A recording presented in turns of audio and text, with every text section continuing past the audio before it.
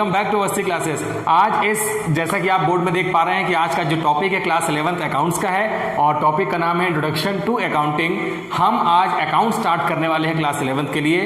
इसके पहले हम लोगों ने जब बिजनेस स्टडीज की पहली क्लास की थी तो मैंने आप लोगों से कहा था कि इस डेट को नोट कर लीजिए, क्योंकि हम कॉमर्स पहली बार पढ़ रहे थे और हम लोगों ने जाना था कि कॉमर्स क्या होता है, बिजनेस क्या होता है, प्रॉफिट क्या होता है, लॉस क्या होता है। इसके बारे में कुछ आइडिया तो मैंने आपको ऑलरेडी वहां पर दे रखा है। अभी बहुत कुछ जानना बाकी है, क्योंकि अभी तो शुरुआत है, अभी पहला स्टेप है हमारा। कॉमर्स का भी हम पहले इनिशियल 11th में है और उसमें भी हम एकदम इनिशियल स्टेज में है, तो हम धीरे धीरे करके बहुत सारी चीजें जान जाएंगे और आपसे बहुत कुछ बनने भी लगेगा 11th कॉमर्स में ही। आज जिस हम सब्जेक्ट के बारे में बात कर रहे हैं वो है हमारा क्लास 11th का अकाउंट्स। इस अकाउंट्स में आपको बहुत कुछ पढ़ना है मेरे बच्चों। क्लास 11th में हम जो कंप्लीट हमारा सिलेबस है उसके बारे में आपको जल्दी से मैं बता दूं। मैंने आपसे एक वीडियो में इन सब चीज़ों के बारे में डिस्कशन कर रखा है, इसलिए मैं बहुत छोटे से बता दूं कि क्लास 11th की अकाउंट्स आपके लिए 100 मार्क की है। उसका जो बाइफरकेशन है मार्क्स का, जो मार्क्स का डिवीजन है वो है 80 और 20। 80 मार्क्स के आपके लिए वहां पर न्यूमेरिकल क्वेश्चन आएंगे और 20 मार्क का आप लोगों के लिए वहां पर प्रैक्टिकल एग्जाम रखा गया है, जिसमें कि प्रैक्टिकल फाइल होती है, वाइवा होता है और भी बहुत सारे प्रेजेंटेशन वहां पर रिक्वायर्ड होते हैं। सीबीएसई की तरफ से गाइडलाइन है, वो हम हमेशा फॉलो करना है। लेकिन ये क्लास 11th की जो अकाउंट्स की क्लास हमारे लिए इसलिए इंपॉर्टेंट है कि क्लास 11th में अकाउंटेंसी में हम पढ़ेंगे बुक कीपिंग एंड अकाउंटेंसी। अगर आप बुक देखेंगे तो आपको देखिए कि डबल एंट्री बुक कीपिंग के नाम से बुक दिख जाएगी, बुक कीपिंग एंड अकाउंटेंसी के नाम से बुक दी जाएगी। बहुत सारे अलग अलग राइटर्स ने अलग अलग नाम से बुक निकाली है, लेकिन सबका थीम 11th कॉमर्स में ये है कि 11th कॉमर्स के स्टूडेंट्स को अकाउंट्स क्या होती है, उसे हम कैसे मेंटेन करते हैं, अकाउंट्स का रियल मीनिंग क्या होता है, रियल लाइफ में बिजनेस ट्रांजेक्शन में हम उसे कैसे डील करते हैं, कैसे हम उसके साथ में कोरिलेशन डेवलप करते हैं, यही सब हम जानने के लिए पढ़ते हैं अकाउंट्स। आप लोगों ने सुना तो है अकाउंट्स अकाउंट्स अकाउंट, लेकिन उसे बनाते कैसे हैं बहुत सारे लोग यही नहीं जानते हैं। और हम अब 11th कॉमर्स में आने के बाद में टेक्निकल टर्म्स पढ़ेंगे, रूल्स रेगुलेशन पढ़ेंगे और उसके बाद हम भी 11th कॉमर्स में ही बनाना सीख जाएंगे कि कैसे अकाउंट्स बनाए जाते हैं। तो 11th कॉमर्स में हमें सिर्फ अकाउंट बनाना सीखना है और क्लास 12th में हम जाएंगे तो अलग अलग कंपनीज के, पार्टनरशिप फर्म के और एनपीओ जो है उनके हम अकाउंट बनाना सेपरेटली वहां पे सीखेंगे। लेकिन यहाँ पर हमारा जो एम है 11th कॉमर्स का जो सिलेबस है उसमें आपको सिर्फ अकाउंट्स के कंसेप्ट सिखाए जाएंगे। एक्सपेंडिचर क्या होते हैं, इनकम क्या होती है, रेवेन्यू क्या होता है, प्रॉफिट क्या होता है, ये सब जितने भी टेक्निकल वर्ड्स हैं ये आपको क्लियर हो जाएंगे यहाँ पर और आप आसानी से अकाउंट्स को सॉल्व करके क्लास 12th में चले जाएंगे। तो आइए स्टार्ट करते हैं। पहला जो क्वेश्चन लिखा हुआ है नीड फॉर अकाउंटिंग, मैंने एक प्रीवियस वीडियो अपलोड किया था सेम हेडिंग के नाम से इंट्रोडक्शन टू अकाउंटिंग। उस वीडियो में मैंने डिस्कशन किया था कि what is business, business transaction क्या होती हैं। अगर आपने वो वीडियो नहीं देखा तो उस वीडियो को देख लीजिए। मैं चैप्टर स्टार्ट करूँ इसके पहले कुछ टेक्निकल टर्म आपको वापस से रिकॉल करा देता हूँ। बिजीनेस का मतलब मैंने बताया था बीइंग बिजी, बिजीनेस मीन्स किसी वर्क में बिजी हो जाना, उसे हम कहते हैं बिजनेस। तो बिजनेस का कंप्लीट मतलब जानने के लिए आप बिजनेस स्टडीज का भी वीडियो देख सकते हैं। इसके अलावा बिजनेस ट्रांजैक्शन, हम बिजनेस ट्रांजैक्शन की बात करते हैं, हम इकोनॉमिक एक्टिविटीज की बात करते हैं, क्योंकि हम यहाँ पर जो अकाउंट्स मेंटेन करेंगे वो बिजनेस एक्टिविटीज का ही, किसी बिजनेस कंसर्न का ही हम यहाँ पर अकाउंट मेंटेन करेंगे। इसलिए बिजनेस का कंप्लीट मतलब हमें जानने के लिए प्रीवियस वीडियो देखना चाहिए। बिजनेस ट्रांजेक्शन क्या होती है, ऐसी ट्रांजेक्शन, ऐसे लेन देन, ऐसे गिव एंड टेक का रिलेशन जो कस्टमर और बायर सेलर के बीच में होता है, इसे ही हम कहते हैं बिजनेस ट्रांजैक्शन। तो हमें अपने अकाउंट्स में जो है सिर्फ इन्हीं बिजनेस ट्रांजैक्शन को ही वहां पर अपने बिजनेस का पार्ट बनाना होता है। नॉन बिजनेस ट्रांजैक्शन हमारे बिजनेस का पार्ट नहीं होती हैं। बहुत सारे टेक्निकल टर्म है, हम जैसे इस चैप्टर को आगे बढ़ाते जाएंगे आपको टेक्निकल टर्म डिस्कशन करते जाएंगे। इस वीडियो में बहुत थोड़ा सा लेके आया हूं मैं, इस जितना बोर्ड में लिखा है इतना ही डिस्कशन करेंगे। स्टार्ट करते हैं पहले क्वेश्चन के पास, जिसका नाम है नीड फॉर अकाउंटिंग। हमें अकाउंटिंग की जरूरत क्यों पड़ी?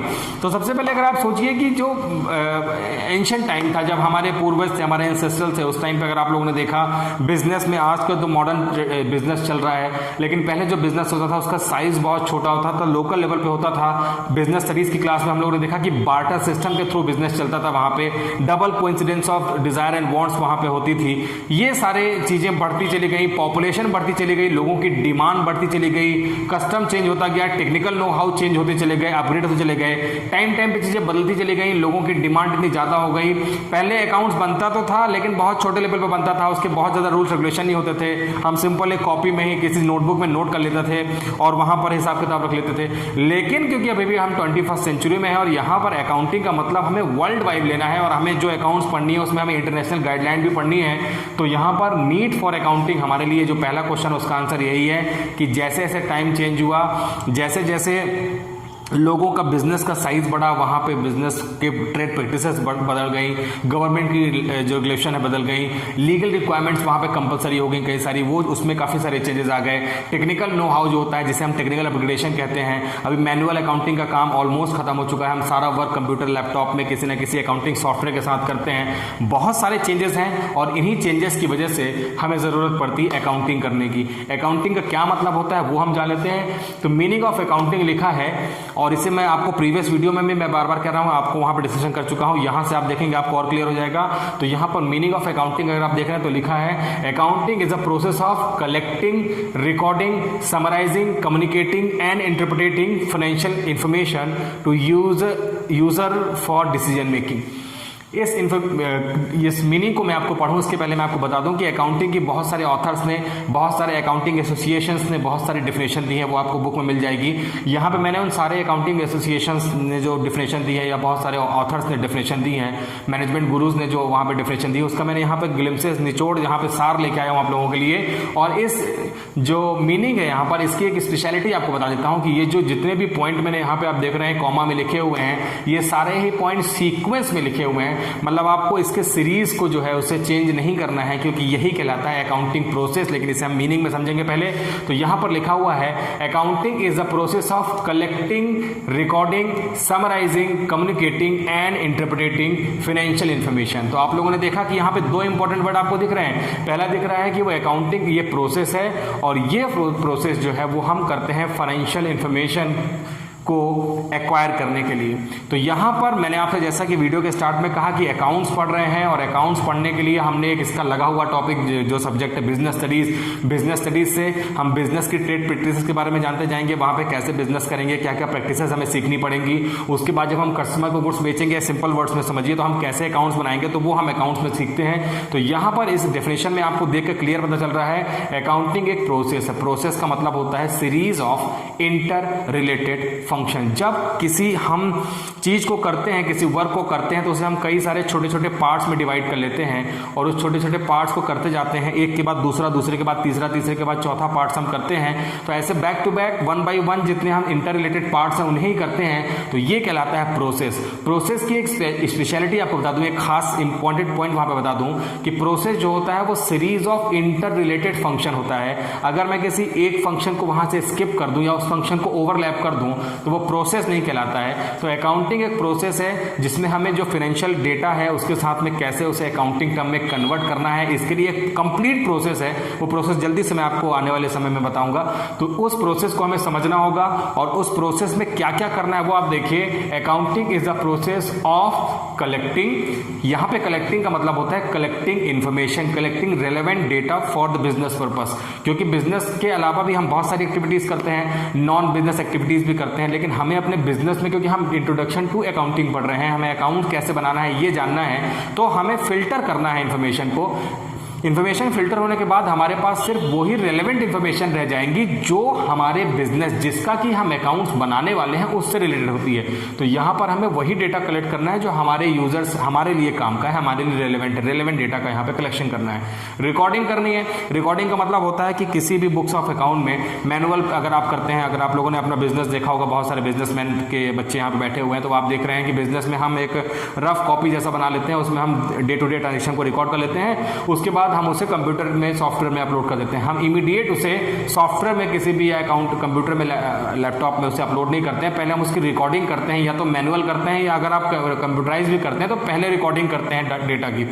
तो कलेक्टिंग डेटा करना है, हमें उसका रिकॉर्डिंग करना है, समराइजिंग करना है। इनका सबका मतलब मैं आपको भी बताऊंगा समराइजिंग क्या होता है, क्योंकि ये नीचे डिटेल में लिखा है, आप देख रहे हैं। उसके अलावा लिखा है कम्युनिकेटिंग। हम कैसे कम्युनिकेट करेंगे, जो इंटरेस्टेड पार्टीज हैं उन्हें हम कैसे बताएंगे कि हमारे अकाउंट्स में, हमारे अकाउंट की कंडीशन क्या है, अकाउंट्स में कैसे डेटा लोगों के लिए यूजफुल होता है, ये सब हम जानेंगे। एंड इंटरप्रिटेटिंग का मतलब होता है कि बहुत सारे लोग होते हैं जो, जैसे इन्वेस्टर्स होते हैं, जो हमें मनी लेंडर्स होते हैं, जिनसे हम फिनेंस अवेल करते हैं, जो गवर्नमेंट होती है, या बहुत सारे और भी अकाउंटिंग रिसर्चर्स होते हैं, उन सब के लिए वो डेटा के साथ में अलग अलग तरीके के पॉइंट ऑफ व्यू से डेटा को इंटरप्रिटेट करते हैं, एनालिसिस करते हैं। और ये सारा काम होता है financial information to user for decision making. और ये हमारे बिजनेस के डिसीजन मेकिंग में हमारी बहुत ज़्यादा हेल्प करती है। तो इन्फॉर्मेशन अगर आप देखेंगे तो मैंने यहाँ पे ग्लिम्सेस लिखा है, क्योंकि मैंने आपसे कहा कि बहुत सारे ऑथर्स और बहुत सारे मैनेजमेंट गुरु ने, अकाउंटिंग गुरुज ने यहाँ पर और लोगों ने डेफिनेशन दी है। तो ये उसका समरी है, और समरी ही अपने आप में कंप्लीट इन्फॉर्मेशन है। अगर आप देखेंगे ये है हमारे लिए अकाउंट्स की एक कंप्लीट डेफिनेशन, जिसमें हमने देख लिया कि अकाउंटिंग एक प्रोसेस है जिसमें हमें डेटा को सबसे पहले वहाँ पे कलेक्ट करना है, उसकी रिकॉर्डिंग करनी है, समराइजिंग करनी है, कम्युनिकेटिंग करना है और फिर डेटा का इंटरप्रिटेशन करना है। आइए इन्हीं सब चीज़ों को हम इसके एट्रीब्यूट्स और फीचर्स में देखने की कोशिश करते हैं। फीचर्स अगर आप देखेंगे तो ऑलमोस्ट आपको जो फीचर है वो इसी जो मैंने यहाँ पे अकाउंटिंग की मीनिंग लिखी है, इसी को अगर आप स्टेप वाइज यहाँ पे पार्ट्स में, छोटे छोटे पार्ट्स में डिवाइड करेंगे तो आपको यहाँ से कंप्लीट एट्रीब्यूट्स का फीचर दिख जाएगा। ये स्टार्ट करते हैं। तो पहला अगर आप देख रहे हैं फीचर, तो लिखा आइडेंटिफिकेशन ऑफ फाइनेंशियल इवेंट्स में या ट्रांजेक्शंस। तो मैंने आपको कहा कि बिजनेस करने के लिए हमें उन्हीं इंफॉर्मेशन, वही सारी इंफॉर्मेशन हमारे लिए रेलेवेंट है जो बिजनेस से रिलेटेड है। नॉन बिजनेस रिलेटेड ट्रांजेक्शन, हम जिनका कि बिजनेस से कोई रिलेशन नहीं है, चाहे वो डायरेक्ट हो चाहे वो इनडायरेक्ट हो, ऐसे बिजनेस ट्रांजेक्शन को हम अपने अकाउंटिंग का पार्ट नहीं बना सकते हैं, क्योंकि हमें उनसे कोई मतलब लेना देना नहीं है। तो हमें बिजनेस में उन चीज़ों को लेना है जो हमारे बिजनेस को डायरेक्टली और इनडायरेक्टली हमारे बिजनेस को इफेक्ट करती हैं। तो सबसे पहले आइडेंटिफाई करना है। आइडेंटिफाई करने में हमें इस बात का ध्यान रखना है कि बिजनेस ट्रांजेक्शन में कोई भी ऐसी इंफॉर्मेशन जो लगता हो कि हमारे बिजनेस के लिए काम की नहीं, लेकिन हो सकता है वो बिजनेस के लिए काम की हो। और कई बार ऐसा भी होता है कि ये लगता है कि ये रेलेवेंट हमारे बिजनेस के लिए, लेकिन वो रेलेवेंट नहीं होती है। तो इसका जो है बहुत माइन्यूट ऑब्जर्वेशन करना है, सारी बिजनेस ट्रांजेक्शन को फिल्टर कर लेना है, और वही हमारे अकाउंटिंग बनाने के लिए बेस होती है। तो पहला पॉइंट आप समझ गए हैं कि आइडेंटिफिकेशन करना है ऑफ फाइनेंशियल इवेंट्स का। आइडेंटिफिकेशन कैसे होता है ये अभी हम सीखेंगे। इसके अलावा लिखा है मेजरिंग द आइडेंटिफाइड ट्रांजेक्शन। अब भाई ट्रांजेक्शन तो हमने आइडेंटिफाई कर ली कि भाई हमारे पास कई सारी ट्रांजेक्शन थी, हमने डे टू डे एक्टिविटी में देखी, उसमें जो बिजनेस से रिलेटेड थी। हमारा पॉइंट ऑफ व्यू बिल्कुल क्लियर है कि हमें वही ट्रांजेक्शन आइडेंटिफाई वे में माननी है या उन्हें हमें कलेक्ट करना है जो बिजनेस से रिलेटेड है। तो हमने इन्फॉर्मेशन देख ली, हमारे चारों तरफ बहुत सारी इन्फॉर्मेशन थी। जब हम अपने बिजनेस में बैठते हैं तो देखते हैं कि जो ट्रांजेक्शन बिजनेस से रिलेटेड है वो आपको इजीली वे में समझ में आ जाती है कि ट्रांजेक्शन बिजनेस से रिलेटेड है, मतलब इससे हमने आइडेंटिफाई कर लिया है। लेकिन आइडेंटिफाई करने के बाद भैया अब उस इंफॉर्मेशन को, क्योंकि हमें अकाउंट्स बनाना है और अकाउंट्स टोटली जो बेस्ड है उसका वो अकाउंटिंग टर्म में, मॉनेटरी टर्म में होता है। मनी मेजरमेंट जिसे हम कहते हैं, मनी का मेजरमेंट करना होगा हमें। किसी भी ट्रांजेक्शन को जब हम अपने बुक्स ऑफ अकाउंट में लिखेंगे उसके सामने हमें कुछ ना कुछ वैल्यू लिखनी है, कुछ ना कुछ अमाउंट, रकम लिखनी है, और वो अमाउंट या वो वैल्यू कितनी होगी, इसका जजमेंट, इसका मेजरमेंट, इसकी रिकॉर्डिंग हम करेंगे मॉनेटरी टर्म में। वो हमें देखना होगा कि इसका एग्जैक्ट मनी के फॉर्म में कितनी वैल्यू का है ये। तो सेकेंड पॉइंट लिखा है मेजरिंग द आइडेंटिफाइड ट्रांजेक्शन। हमें मेजरमेंट करना है, फाइनेंशियल टर्म में मेजरमेंट करेंगे, और फाइनेंशियल टर्म में मेजरमेंट करने के बाद ही वो इन्फॉर्मेशन हमारे बिजनेस के लिए रेलेवेंट हो सकती है। ऐसी कोई भी इन्फॉर्मेशन जिसका फाइनेंशियल मेजरमेंट पॉसिबल ही नहीं है तो भैया ऐसी ट्रांजेक्शन को नमस्ते कर लीजिएगा, ऐसी ट्रांजेक्शन का कोई भी रोल हमारे बिजनेस में नहीं है। तीसरा पॉइंट में चलते हैं, रिकॉर्डिंग ऑफ ट्रांजेक्शन। जैसे ही आपने ट्रांजेक्शन को आइडेंटिफाई किया, आइडेंटिफाई करने के बाद आपने उसे मेजरमेंट कर लिया, मेजरमेंट करने के बाद उसे आपको राइट डाउन कर लेना है बुक्स ऑफ अकाउंट में। इसे ही हम कहते हैं बुक कीपिंग। ट्रांजेक्शन को हमने किसी एक जगह पर बुक कर लिया, कीप कर लिया। तो अभी हम इस टेक्निकल टर्म में भी जाएंगे, लेकिन बेसिक टर्म आपको समझाने की कोशिश यहाँ पे कर रहा हूँ। तो रिकॉर्डिंग ऑफ ट्रांजेक्शन है, आपने देखा है, मुझे लगता है ये जो बैठा हुआ ये भी शायद हमारे साथ अकाउंट्स पढ़ने की कोशिश कर रहा है, माफ कीजिएगा। तो रिकॉर्डिंग ऑफ ट्रांजेक्शन है, आप लोगों ने देख लिया, आइडेंटिफाई किया, आइडेंटिफाई करने के बाद में हमने उसका मेजरमेंट किया। अब भाइयों मेरे बच्चों, आपको भी ना हर चीज़ का मनी मेजरमेंट सीखना होगा, क्योंकि आप अब 11th कॉमर्स के स्टूडेंट हो गए हैं, अकाउंट्स पढ़ रहे हैं, अकाउंट्स में ट्रीटमेंट सारा कुछ मनी मेजरमेंट में है। तो हर चीज़ का मॉनेटरी वैल्यूएशन अब आपको करना सीखना होगा। आप लोगों ने अभी तक सीखा है, जैसे आपके स्कूल में कितनी फीस लग रही थी तो आप सबने देखा कि भाई इतनी फीस लग रही है, तो वो मॉनेटरी वैल्यूएशन है। ठीक ऐसे ही आपको बिजनेस का भी करना है, वो बिजनेस एक्टिविटी नहीं है। तो यहाँ पर हमें रिकॉर्डिंग ऑफ ट्रांजेक्शन करने के लिए तभी करनी है जब उसके इन 2 पॉइंट सेटिस्फाई हो जाएंगे। रिकॉर्डिंग ऑफ ट्रांजेक्शन करने के बाद जैसे हम रिकॉर्डिंग ऑफ ट्रांजेक्शन करते हैं तो हमें उस सारी ट्रांजेक्शन को क्लासीफाई करना है। क्लासीफाई करने का एक सिंपल सा मतलब बताता हूँ। मैंने अपने बिजनेस में स्टेशनरी लगाई है, पेन लगाई है, pencil, rubber, cutter, marker, scale, और बहुत सारे पेपर यूज़ किए हैं। तो अगर मैं इसको सबको अपने बिजनेस में ये मान के चलूंगा कि भाई इसका मैं पेन अकाउंट अलग बनाऊंगा, पेंसिल अकाउंट अलग बनाऊंगा, इरेजर या रबर अकाउंट अलग बनाऊंगा, शार्पनर अकाउंट अलग बनाऊंगा, तब तो भैया मेरा अकाउंट बन चुका।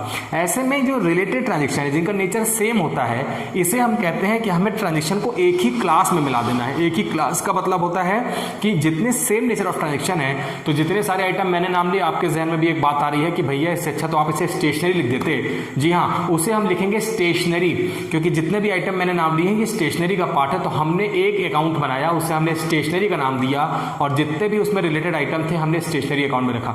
ठीक ऐसे ही मैं टेबल परचेस करता हूँ, मैं चेयर परचेस करता हूँ, मैं कोई फर्नीचर परचेस करता हूँ, कोई वहाँ पे कपबोर्ड बनवाता हूँ, बहुत सारे फर्नीचर्स वहाँ पे बनते हैं। तो अलग अलग नाम से लिखने की जरूरत नहीं है, वहाँ पे आप उसे ऑफिस इक्विपमेंट का नाम दे सकते हैं, फर्नीचर का नाम दे सकते हैं, और ये कहलाता है हमारी क्लासिफिकेशन। तो हम उसे एक सेपरेट क्लास बना लेते हैं और उस क्लास में बनाते हैं। एक कमरा इधर बना लिया, एक रूम इधर बनवा लिया, एक रूम इधर बनवा लिया, तो भैया उसे रूम ना बोल के आप बिल्डिंग प्रेमिसेस बोल दो, ज़्यादा अच्छा रहेगा। तो बिल्डिंग प्रेमिसेस में जो क्लब ऑफ रूम है उनको सबको हम वहाँ पे कंबाइन कर लेते हैं, और ऐसे करके हम बनाते हैं क्लासिफिकेशन। क्लासिफिकेशन में आपको ध्यान रखना है कि जब आप ट्रांजेक्शन को रिकॉर्ड करेंगे, इसे हम टेक्निकल टर्म में कहते हैं जनरलाइजिंग। हम ट्रांजेक्शन को जनरलाइज करेंगे, क्योंकि हम ट्रांजेक्शन को पहली बार हुआ है कि जब हमने उसे आइडेंटिफाई करके मेजर करके रिकॉर्ड किया, जब हमने पहली बार अपनी पेन चलाई, उसे हमने कहा जनरलाइजिंग। और जनरलाइजिंग के ठीक बाद होता है क्लासिफाइंग, मतलब कि लेजर। हम वहां पर लेजर मेंटेन करते हैं, लेजर को ही अकाउंट्स बोलते हैं। पहली क्लास है, टेक्निकल टर्म में नहीं समझ में आएगा, परेशान नहीं होइएगा, बार बार रिपीट करवाएंगे हम इसे।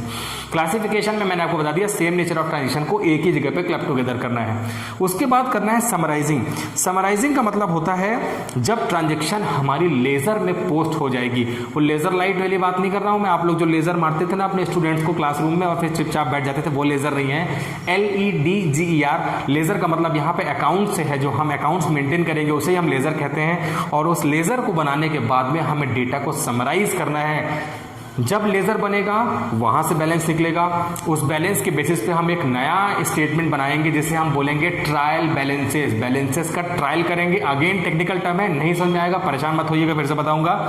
समराइजिंग मतलब जो हमने लेजर बना लिया, क्योंकि मैंने आपसे एक सीक्वेंस बताया है, जनरल, लेजर, ट्रायल बैलेंस। सबसे पहले जनरल एंट्री जिसमें रिकॉर्डिंग ऑफ ट्रांजेक्शन है, उसके बाद हम क्या करेंगे, जनरल के बाद में लेजर बनाएंगे जिसमें हम क्लब टुगेदर करेंगे सेम नेचर ऑफ ट्रांजेक्शन को, जिसका हम नाम देते हैं लेजर। और लेजर के बैलेंसेस जो निकलेंगे, उस बैलेंसेस का ट्रायल लेने के लिए हम बनाएंगे यहाँ पर ट्रायल बैलेंस। उसके बाद और बनाएंगे profit and loss account, trading account, balance sheet, बहुत सारे फाइनेंशियल वहाँ पे स्टेटमेंट है, वो हम सब बनाने की कोशिश करेंगे, जिसे हम कहते हैं समराइजिंग। और समराइजिंग करना हमारे लिए जरूरी है, क्योंकि एंड रिजल्ट बिजनेस का समराइजिंग करने से ही निकल के आएगा। और समराइज करने का मतलब होता है एक अकाउंटिंग ईयर हमें डिसाइड करना होगा, या तो वो कैलेंडर ईयर है starting from 1 January to 31 December, otherwise वो हमारा फाइनेंशियल हो सकता है which start from 1 April to 31 March. तो अकाउंटिंग ईयर जिस डेट को एंड होता है, या तो वो 31 दिसंबर होगा या 31 मार्च होगा। वैसे नॉर्मली जो लीगली रिकॉग्नाइज अकाउंटिंग ईयर है वो फाइनेंशियल ईयर है। तो फाइनेंशियल ईयर जो भी ईयर बिजनेस के लिए हमने अडॉप्ट कर लिया वही हमारा अकाउंटिंग ईयर कहलाता है। तो अकाउंटिंग ईयर के लास्ट डेट को ही प्रॉफिट या लॉस का, ट्रायल बैलेंस का, लेजर के बैलेंसेस वहां पे हम फाइंड आउट करते हैं। और वहां से जब हम बैलेंसेस का फाइंड आउट करेंगे, समराइज करेंगे, तो कुछ ना कुछ एंड रिजल्ट निकलेगा। और जैसे ही एंड रिजल्ट निकलेगा तो उसका हमें एनालिसिस करना है, इंटरप्रिटेशन करना है। एनालिसिस का मतलब होता है अलग अलग तरीके से हमें उससे कई सारे डायग्राम बना के देखना है कि भैया हमारा पिछले साल का रिकॉर्ड क्या था, लास्ट ईयर के कंपेरिजन में हमने कितनी ग्रोथ की है, फ्यूचर प्रॉस्पेक्ट क्या है, फ्यूचर में कितनी ग्रोथ करनी है, कितनी सेल्स इस साल बढ़ गई है, कितनी सेल्स को हमें और इंक्रीज करना है, हमारा टर्नओवर क्या है, हमारे एक्सपेंडिचर क्या हुए हैं। ये सब इंटरप्रिटेशन है, इसको हम अलग अलग डायग्राम बना के देख सकते हैं। और इंटरप्रिटेशन के एनालिसिस से तो ये दोनों चीजें हम करते हैं, और इसके बाद में हम इसे कम्युनिकेट कर सकते हैं। कोई पूछे अगर आपसे कि भाई बिजनेस में कितना प्रॉफिट हुआ, अगर आप कह दो कि हमारे बिजनेस में इतना प्रॉफिट हुआ है, तो ये सही टर्म नहीं है। सही टर्म क्या है, हम उसे मॉनेटरी वैल्यूएशन, मैंने आपसे कहा है मॉनेटरी वैल्यूएशन ही हमारे बिजनेस के लिए रेलेवेंट पार्ट है।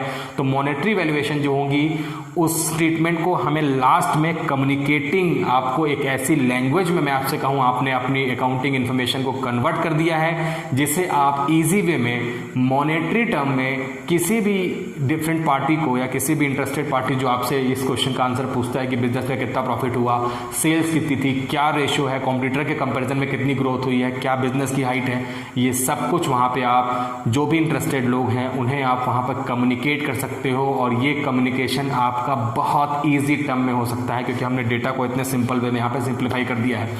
तो ये फीचर्स हैं जो कि 7 है, और 7 फीचर आपको धीरे धीरे अभी तो समझ में आएगा नहीं, नया है, हो सकता है बहुत सारे होनहार स्टूडेंट हैं उनको समझ में आ गया हो, धीरे धीरे आपको भी समझ में आएगा। इसके बाद चलते हैं ऑब्जेक्टिव्स। ऑब्जेक्टिव का मतलब, फीचर का मतलब तो होता है कि मैं हूँ और मेरे क्या फीचर हैं, मेरी 2 आँख हैं, मेरी आँख, मेरे चश्मा लगाया, मैंने घड़ी पहनी है, ये मेरा फीचर हो गया। वैसे ये सारे अकाउंट्स के फीचर हो गए, लेकिन अकाउंट्स के फीचर होने के साथ में अकाउंट्स के ऑब्जेक्टिव हमें जानने जरूरी है। अकाउंटिंग के ऑब्जेक्टिव का मतलब होता है कि हम अकाउंट्स क्यों बनाते हैं, हमारा अकाउंट्स बनाने के पीछे का एम क्या है, विजन क्या है, हम क्यों अकाउंट्स की तरफ जा रहे हैं। तो ये सारे क्वेश्चन के आंसर जान लेते हैं। हम अकाउंट्स बनाते क्यों हैं। बिजनेस का प्रॉफिट और लॉस निकालने के लिए तो बहुत सारे चीज़ें हैं, लेकिन अकाउंट्स बनाने के ऑब्जेक्ट सिर्फ बिजनेस का प्रॉफिट और लॉस अकाउंट नहीं निकालना, फाइंड आउट करना बस नहीं है। बहुत सारे ऑब्जेक्टिव्स हैं, बहुत सारा एम है, जिसे हम हिंदी में कहते हैं कि बहुत सारे उद्देश्य हैं, और उन उद्देश्यों की पूर्ति के लिए, उन एम्स को फुलफिल करने के लिए हम यहाँ पर अकाउंट्स बनाते हैं, अकाउंटिंग करते हैं। पॉइंट नंबर फर्स्ट लिखा है to keep systematic record of transaction. Transaction का मतलब मैंने आपको बताया, हिंदी में इसे कहते हैं लेन देन। लेन देन मतलब बिजनेस से रिलेटेड जो भी ट्रांजेक्शन होगी उसे हमें सिस्टमेटिक वे में, मैं भी आपको बताऊंगा कैसे सिस्टमेटिक वे में अकाउंट्स रखना है। आपको अपने मन से वहाँ पे कुछ भी नहीं लिखना है, जो वहाँ पे रूल्स बने हैं, जो वहाँ पे गाइडलाइन है, उसको फॉलो करते हुए आपको वही सब लिखना है। इसीलिए यहाँ पे लिखा है कि keep systematic records of transaction. Record जो है, जो बिजनेस रिलेटेड रिकॉर्ड है, आपने उसे सही तरीके से भाई रिकॉर्ड किया है कि नहीं किया है, बिजनेस को आइडेंटिफाई, समराइजिंग जो हमने पढ़ लिया वो सब आपने किया है कि नहीं किया है। ये पहला एम है, पहला ऑब्जेक्ट है किसी भी अकाउंटिंग करने का। पॉइंट नंबर 2 देखा तो लिखा है calculate profit and loss of business. ये भी मैंने आपको बताया है कि बिजनेस का अल्टीमेट एम जो है वो प्रॉफिट एंड लॉस अकाउंट ही निकालना है, कितना प्रॉफिट हुआ, कितना लॉस हुआ। और ये हम तभी एप्रोप्रिएट वे में, मतलब डेसिमल के बाद के फिगर भी बता सकता हूँ कि मुझसे कोई पूछा कि भाई बिजनेस में कितना प्रॉफिट हुआ है, तो मैंने ऐसा कह दिया इतना प्रॉफिट हुआ है, जो कि इलीगल है भैया, ऐसा मत कर देना।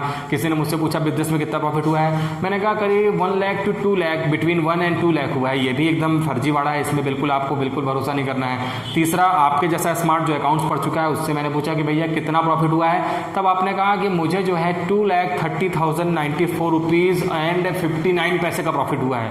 ये प्रॉफिट है, इसके लिए एक बार जोरदार तालियां होनी चाहिए, क्योंकि आपने डेसिमल के बाद के फिगर तक का बता दिया, और ये सब पॉसिबल हुआ है। ये प्रॉफिट एंड लॉस का कैलकुलेशन आपने किया है अकाउंट्स मेंटेन करके। तो अकाउंट जो है एक्यूरेसी के साथ हम बना सकते हैं, डेसिमल के बाद के फिगर्स का भी आप वहां पे कैलकुलेशन कर सकते हैं अगर आप अकाउंट बनाना सीख जाते हैं तो। पॉइंट नंबर 3 में चलते हैं, to determine the financial position. नाम है गरीब चंद, देखने में फटे हाल दिख रहा है, लेकिन जब हमने उसकी बैलेंस शीट चेक की तो वहाँ पे ट्रिलियन ऑफ बैलेंस शीट उसकी जो है करोड़ों अरबों रुपए में बैलेंस शीट उसने बना के रखी है। तो किसी के चेहरे में मत जाइए, यहाँ पे यही लिखा हुआ है कि determine financial position. Financial position किसी का अगर आपको देखना है तो उस पर्सन को देख के हम जज नहीं कर सकते हैं, उसके बुक्स ऑफ अकाउंट को देख के हम बता सकते हैं। ठीक यही बात यहाँ पर लिखी हुई है कि बिजनेस में फाइनेंशियल पोजीशन का डिटर्मिनेशन करने के लिए आप पहले बुक्स ऑफ अकाउंट का इंस्पेक्शन करेंगे। इसका मतलब है कि वो बुक्स ऑफ अकाउंट सामने वाला जो बिजनेसमैन वो बना के रखा होगा, और आपको उस अकाउंट बिजनेसमैन को देख के नहीं बल्कि बिजनेसमैन के अकाउंट्स को देख के आप उसके फाइनेंशियल स्टेटस का पूरा प्रिडिक्शन कर सकते हैं, जजमेंट कर सकते हैं। तो यही पॉइंट है फाइनेंशियल बिजनेस की, क्या है फाइनेंशियल डिटर्मिनेशन जो है, डिटरमाइन करना है फाइनेंशियल कैपेसिटी बिजनेस की क्या है, क्या स्ट्रेंथ है बिजनेस की। ये सब जानने के लिए हमने यहाँ पे फाइनेंशियल पोजीशन बिजनेस का, बिजनेस की क्या स्ट्रेंथ है, ये सब जानने के लिए यहाँ पे हमने बनाया है फाइनेंशियल पोजीशन फाइंड आउट करने के लिए।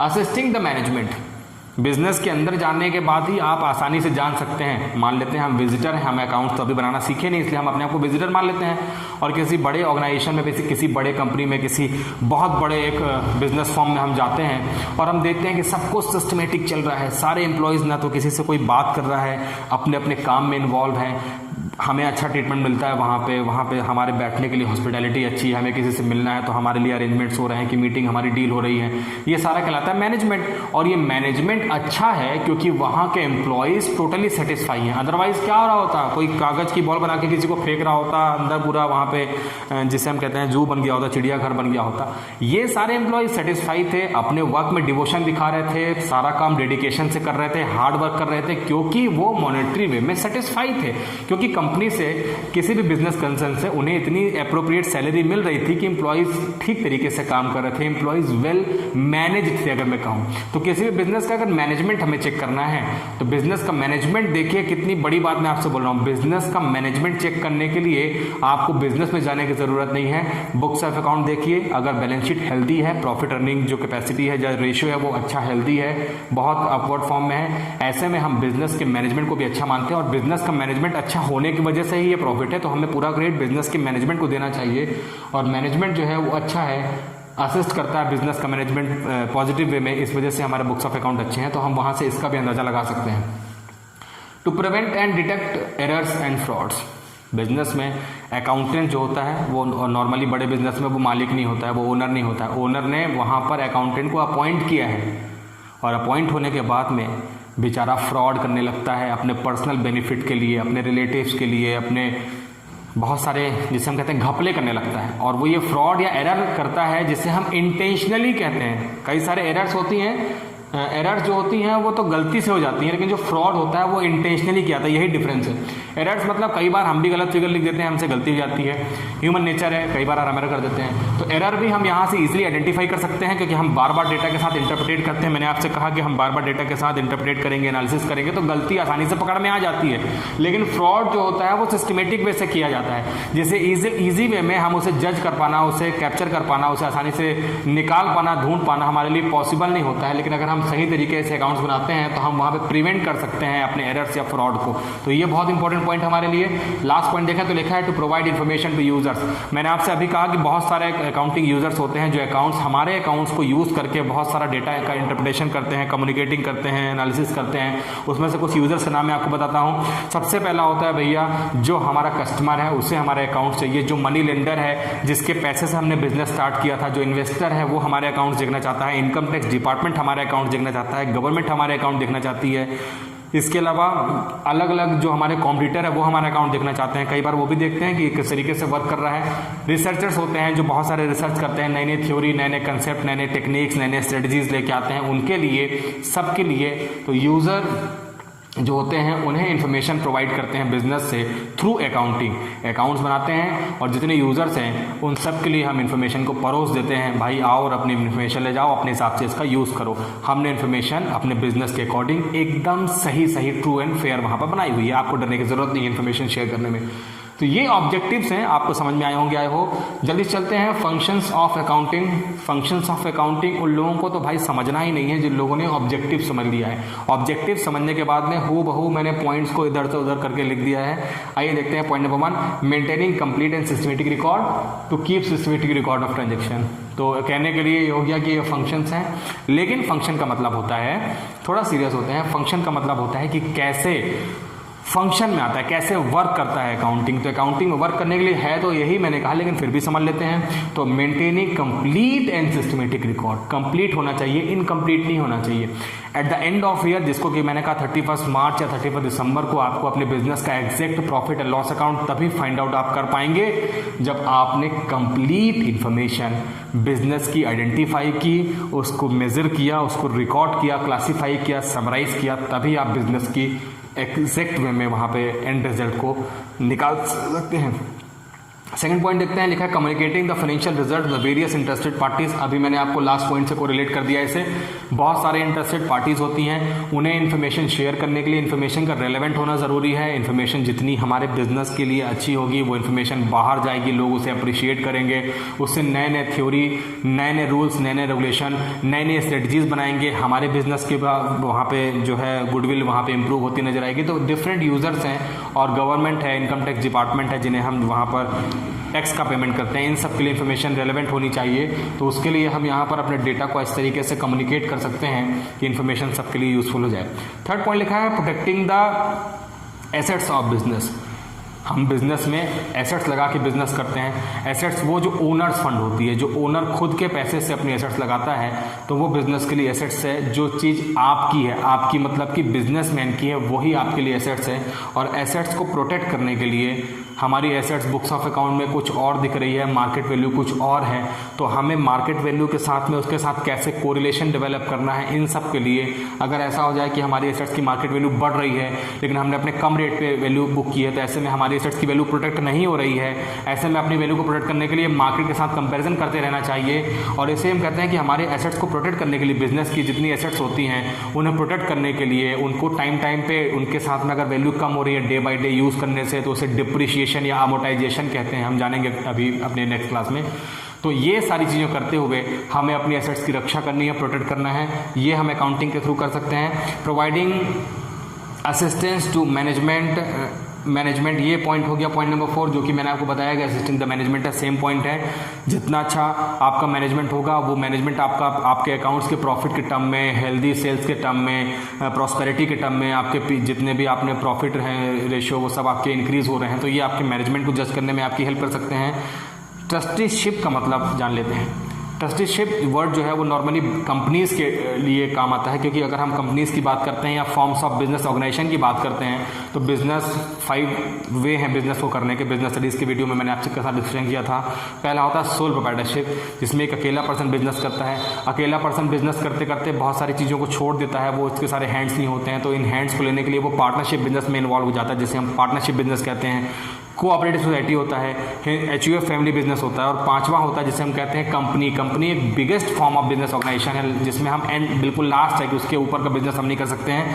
तो जब कंपनी का बिजनेस स्टार्ट करते हैं तो हम कंपनी में बहुत सारे शेयर होल्डर जो आउटसाइडर होते हैं वो बिजनेस में पैसा लगाते हैं। अब भाई पैसा सही जगह पे, मैंने आपको पैसा दिया बिजनेस करने के लिए, आप उस पैसे का सही तरीके से यूज़ कर रहे हो या उस पैसे का मिस यूज़ कर रहे हो, ये कैसे जानेंगे? इसके लिए हम वहाँ पे ट्रस्टी बनाते हैं, और ये जो अकाउंट्स है ये हमारे लिए ट्रस्टी का ही काम करता है। मतलब ये हमें भरोसा दिलाता है कि आपका पैसा अप्रोप्रिएट वे में खर्च होगा तो बुक्स ऑफ अकाउंट में दिखेगा। अगर आपने पैसा दिया है बिल्डिंग बनवाने के लिए तो पहले वो बिल्डिंग फंड में दिखेगा, फिर वो एग्जिस्टेंस बिल्डिंग बनती जाएगी तो वो बिल्डिंग फंड वहाँ से कम होते होते बिल्डिंग में कन्वर्ट हो जाएगा। तो ये हमने जो वहाँ पे फंड अवेल कराया है किसी भी कंपनी को, वहाँ पे हमारा फंड सही अप्रोप्रिएट राइट वे में खर्च हो रहा है कि नहीं हो रहा है, ये हमें इस बात का भरोसा दिलाता है। Compliances of legal needs. Compliances का मतलब होता है कि हमें उनका पालन करना होता है, हमें उस चीज़ को ओबे करना होता है, हम वो करते ही करते हैं। रूल्स जैसे कई होते हैं हमें उसको फॉलो करते हैं। लीगल नीड्स होती हैं, लीगल नीड्स बहुत सारी हो सकती हैं, कई तरीके के हमें गवर्नमेंट के पास में इंफॉर्मेशन शेयर करनी होती हैं। हमारे लिए इनडायरेक्ट टैक्स, डायरेक्ट टैक्स होते हैं, टैक्सेस होते हैं बहुत सारे गवर्नमेंट में, उन्हें हमें टाइम पे फुलफिल करना होता है, और बहुत सारी लीगल कंप्लाइंसेस होती हैं। तो लीगल कंप्लाइंसेस को सही तरीके से जज करने के लिए जब हम अकाउंट्स बना के रखेंगे तो हम आसानी से अपने टैक्स लायबिलिटी का वहाँ पर कैलकुलेशन करके अपनी लीगल कंप्लाइंसेस को पूरा कर सकते हैं। और लास्ट पॉइंट है फिक्सिंग रिस्पॉन्सिबिलिटी। किस पर्सन को बिजनेस में क्या काम दिया गया है उसके अकॉर्डिंग वो कैसा वर्क कर रहा है। बिजनेस में लेबर भी काम करते हैं, स्किल्ड अनस्किल्ड लेबर होते हैं, एम्प्लॉयज़ भी काम करते हैं, एम्प्लॉयज़ भी लोअर लेवल, मिडिल लेवल और टॉप लेवल में होते हैं, ऑफिसर्स होते हैं, बहुत सारे लोग बिजनेस में काम करते हैं। किसके एंड से गलती हो गई उसे रिस्पॉन्सिबल ठहराना है, किसने अच्छा काम किया उसे परफॉर्मेंस अप्रेजल देके उसे बेनिफिट देना है, इंसेंटिव देने हैं। तो ये सारा जो अथॉरिटी रिस्पॉन्सिबिलिटी हम फिक्स करते हैं अपने अकाउंट्स को देख के, आसानी से हम यहाँ से पता कर सकते हैं। तो यहाँ से आपने एक इंपॉर्टेंट चीज़ नोटिस कर ली फंक्शन से, कि अगर आप फंक्शंस ऑफ अकाउंटिंग को सही तरीके से फॉलो करते हैं तो ये एक हमारे लिए स्पोक पर्सन का काम करता है, जो आपके बिजनेस की ट्रू एंड फेयर इन्फॉर्मेशन आपको बताता है। आपके बिजनेस के फ्रॉड एरर्स आपको पता चल सकते हैं, बिजनेस में आपको गवर्नमेंट को क्या पे करना है ये टाइम पे आपको पता चल सकता है। तो ये कुल मिला के हमारे लिए कंप्लीट पैकेज है अकाउंटिंग। हम अच्छे से अकाउंट्स बनाना सीख जाएंगे तो हम देखेंगे कि अकाउंट्स बनाने के बाद में बहुत सारे काम ऑटोमेटिकली सामने दिखने लगते हैं। लायबिलिटी जो हमें पेमेंट करनी है या हमारा काम बहुत सारा कंप्लीट हो जाता है, तो कंप्लीट पैकेज मिल जाता है, हमें कम एफर्ट के साथ में ज़्यादा बेनिफिट मिलने लगते हैं अगर हम अपने अकाउंट्स सही तरीके से मेंटेन करते हैं। इस वीडियो में फिलहाल इतना ही रखेंगे। नेक्स्ट वीडियो में कुछ नया इसी चैप्टर को आगे बढ़ाएंगे। चैप्टर नंबर 1 है अकाउंट्स का, मैंने आपसे कहा, और इसी में भी बहुत सारे हमारे लिए कंसेप्ट हैं, नए नए टर्म्स, नए नए वहाँ पे वर्ड्स सुनने के लिए आपको मिलेंगे। उनके साथ मैं फिर से आपसे मिलता हूँ, तब तक के लिए ऑल द वेरी बेस्ट।